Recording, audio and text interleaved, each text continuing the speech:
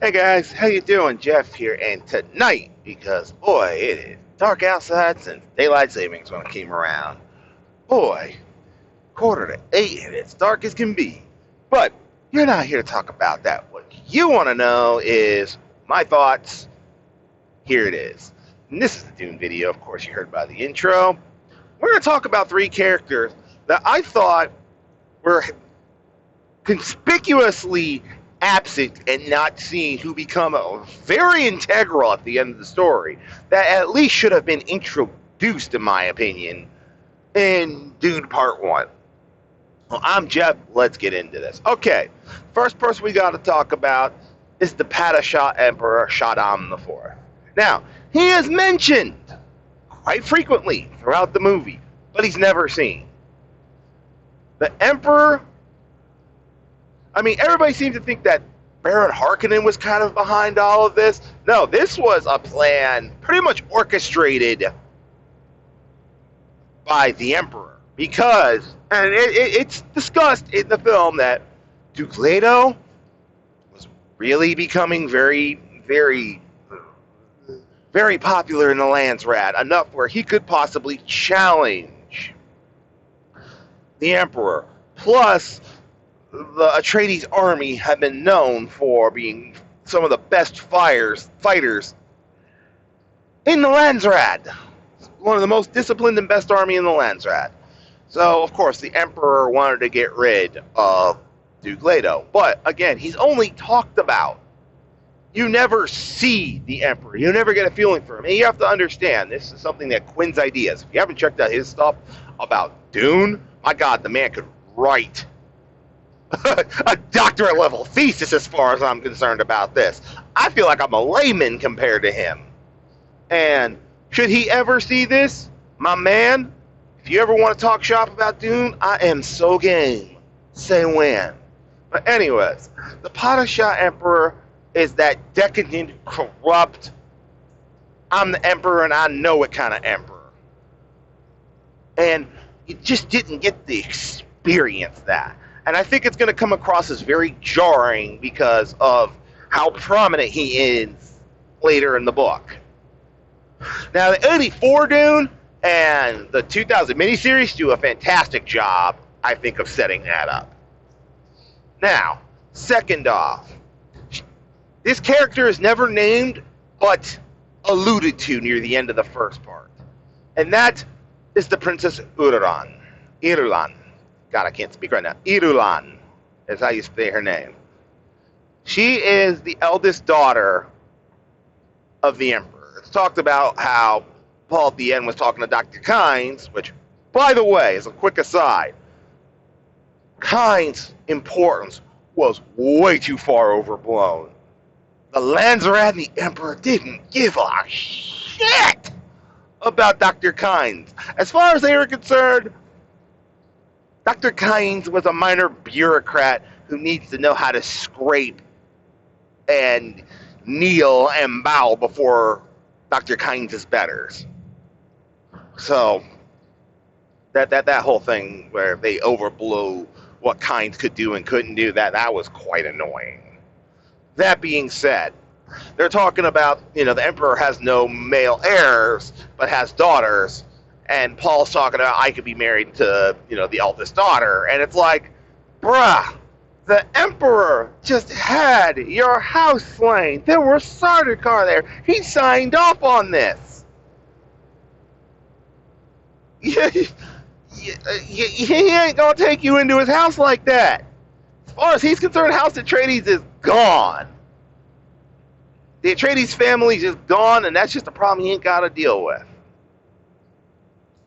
Plus, there's something else that's never brought up by the movie that I think should have been brought up. I mean, they kind of danced around it, but it was called Camley. Vengeance. There has been Camley declared between House Atreides and House Harkonnen. They hate each other, and they've hated each other for generations. And it's a whole long story about why, which I'm not going to go into. But, that being said, Irulan, you have to understand, the story of Dune is basically the narrator of the story. the story of Dune is basically told from her eyes and her perspective. She basically is, Dune, the book is basically her writing the story of Paul Atreides. So, her not being introduced, I thought was a crime. She should have at least been introduced along with the Padishah Emperor. So, now that we got Iran out of the way, there's a third member of this triumvirate who desperately needed to be at least shown, if not introduced.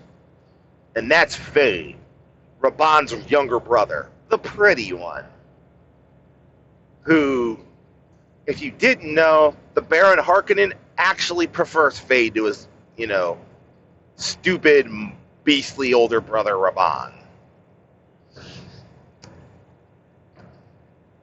Baron Harkonnen pretty much favors Fade to become the next Baron Harkonnen.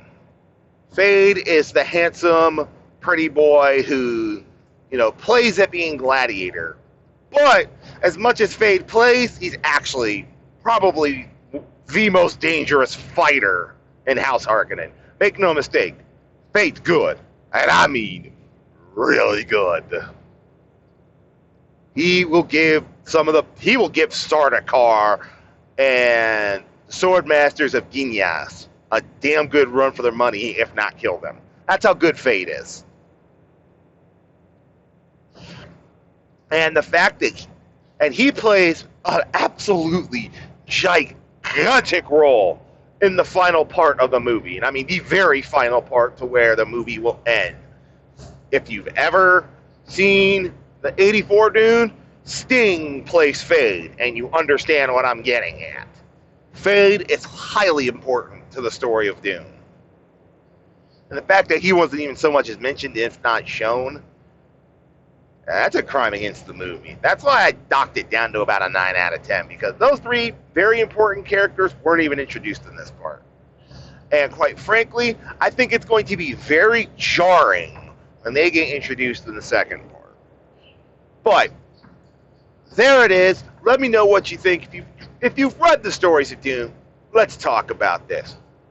But overall, again, I still think it was a damn good adaptation. I think Villeneuve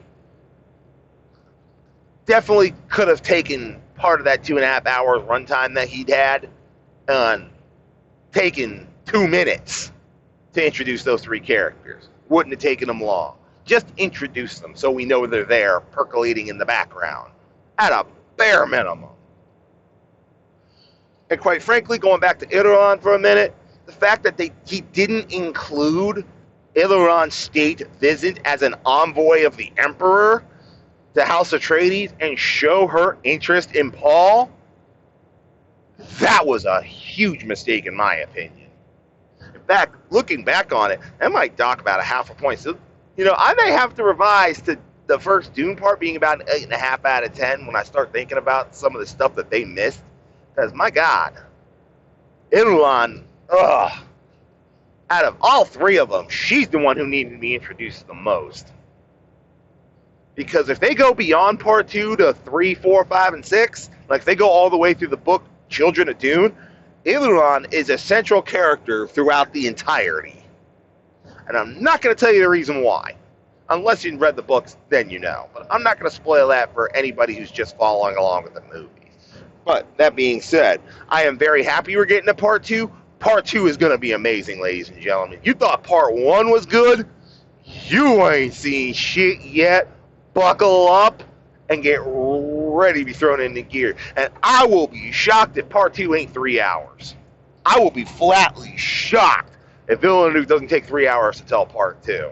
If he manages to cram it in 2.5 hours or less, I will be frankly amazed. So anyways, I'm Jeff. That's all I got for you tonight, and I'll catch you next time.